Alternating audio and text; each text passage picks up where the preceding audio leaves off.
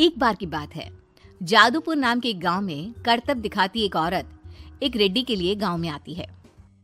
आइए आइए मेहरबान कदरदान, खाइए रोहड़ा के ताजे ताजे केले। कभी खाए नहीं होंगे ऐसे केले, पीले पीले केले खाइए। ये कहकर रोहड़ा हाथों में 4 केले लिए उन्हें सर्कल में जोर जोर से हवा में उछालती हुई करतब दिखाती है, जिसे देखकर आसपास के सारे बच्चे अपने अपने मम्मी पापा से उस औरत के पास जाने की जिद करने लग जाते हैं। पापा, ऐसा तो सर्कस में बॉल से होता है ना, ये आंटी तो केले से कर रही है। चलिए ना पापा, देखते हैं। रोहड़ा एक पतली सी तार पर चलती हुई केलों से करतब दिखाती है। आते जाते सभी लोग बाहर रुककर उसके करतब देखते हैं और वाह वाही करते नहीं थकते। जैसे ही एक आदमी पास आकर उसे पैसे देने लग जाता है, तब वो कहती है, अरे नहीं नहीं साहब, मैं करतब तो बच्चों के मन को बहलाने के लिए करती हूँ। धंधा तो मेरा केले का है। पीछे देखो मेरी रिड्डी, जो भी मेरे केले खाएगा मेरी तरह चुस्त दुरुस्त और तंदुरुस्त हो जाएगा। पता चलता है क्या कि मेरी उम्र 55 की है। अरे पर ऐसे ठंड के मौसम में कोई केला क्यों खाएगा? ये ऐसे वैसे केले नहीं है साहब, ये शरीर में गर्मी देते हैं। ठंड को दूर भगाए जो भी रोहिणा के केले खाए। पापा, अगर मुझे केले नहीं मिले तो मैं घर नहीं जाऊंगी। तभी उसके पापा कहते हैं कि बेटा, केले ठंड में कभी गर्मी नहीं देते। ये सब कहने की बातें हैं, सामान बेचने का तरीका है इनका। पर पिंकी नहीं मानती। मैं केले खाऊंगी। पिंकी की जिद के आगे नत्थू हार जाता है और उसे केले खरीद कर दे देता है। पिंकी खुश होकर केले घर ले आकर खाती है। अब मैं भी करतब करूंगी, कितना मजा आएगा। जादुई केले। पिंकी पहला केला खत्म भी नहीं करती कि वो बेहोश हो जाती है। दूसरे केले से एक काला धुआं आता है और रोहड़ा चुड़ैल बनकर बाहर निकल आती है। मेरे भूतिया केले बच्चे न खाए, ऐसा हो ही नहीं सकता।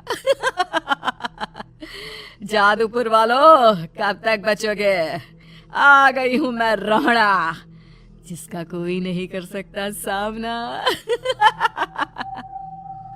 रोहड़ा पिंकी को गोद में उठाकर काले धुएं में कहीं गायब हो जाती है। शाम के वक्त नत्थू घर लौटता है और पिंकी को घर में ना पाकर उसकी माँ से कहता है, माँ पिंकी कहाँ है? अरे बेटा, उसे तो तू सुबह करतब दिखाने ले गया था ना, फिर कहाँ वापस आए तुम दोनों? मुझे लगा तू उसे अपने साथ मंडी ले गया होगा। हे भगवान, मेरी बच्ची कहाँ गई? मैं उसे घर ही तो छोड़कर गया था माँ। नत्थू गांव के घर कोने में अपनी बेटी को ढूंढता है, पर उसे वो कहीं नहीं मिलती। परेशान होकर आखिर रो रो कर नत्थू हिम्मत हार कर घर लौट आता है। अगली सुबह रोहड़ा फिर से करतब दिखाने आती है और इस बार पिंकी की तरह रोनी केले खरीद लेता है।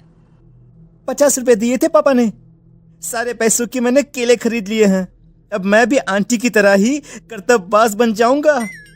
यही सोचते हुए रोनी केले खाता है और पहला अकेला केला आधा खत्म भी नहीं करता कि चुड़ैल उसके सामने आ जाती है। मेरे साथ चलने का समय आ गया है रोनी। ये तो बस शुरुआत है। अब इस गांव के सारे बच्चे धीरे धीरे मेरे कब्जे में होंगे, एक बच्चा भी नहीं बचेगा। ये कहकर रोनी को गोद में लेकर काले धुएं में अदृश्य हो जाती है।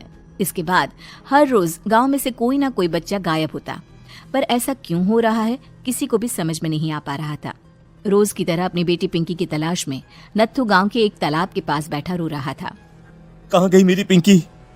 शकुंतला के जाने के बाद एक वही तो मेरा सहारा थी। अरे उसकी आत्मा कोस रही होगी मुझे कि मैं अपनी बच्ची को संभाल भी नहीं पाया। नत्थू ये कहता हुआ रो ही रहा था कि तभी तालाब में से उसे शकुंतला की आवाज सुनाई देती है। कहाँ थी तुम शकुंतला? हमारी बच्ची और सारे गायब हुए बच्चे रोहड़ा के कब्जे में हैं।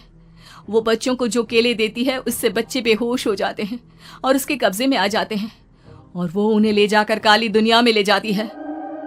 पर वो ऐसा क्यों कर रही है? ये मैं नहीं जानती, पर उस दुनिया का रास्ता मैं आपको बता सकती हूँ। जहां ये नदी खत्म होती है वहां एक केले का पेड़ है, उसके नीचे एक दरवाजा है, वहीं से रास्ता जाता है उस दुनिया का। ये कहकर शकुंतला की आत्मा गायब हो जाती है।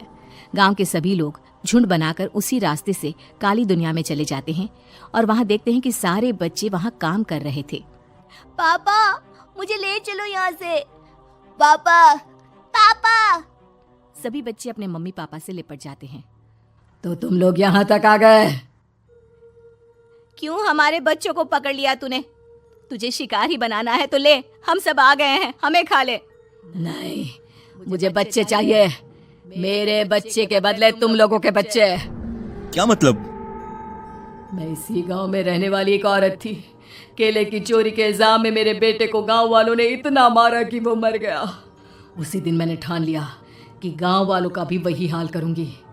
कुछ दिन बाद बेटे के चले जाने के दुख में मैं भी मर गई और मेरी भटकती आत्मा एक चुड़ैल बन गई। और फिर मैंने बदला लिया तुम सबके बच्चे छीनकर।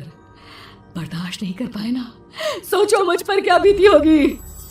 हमें माफ कर दो रोना। पता नहीं ये किसकी गलती थी, पर हम सभी माफी मांगते हैं। हमारी खुशियां लौटा दो, तुम भी तो एक माँ हो। गांव वालों की बात सुनकर रोना का मन पिघल जाता है और वो बच्चों को छोड़ देती है।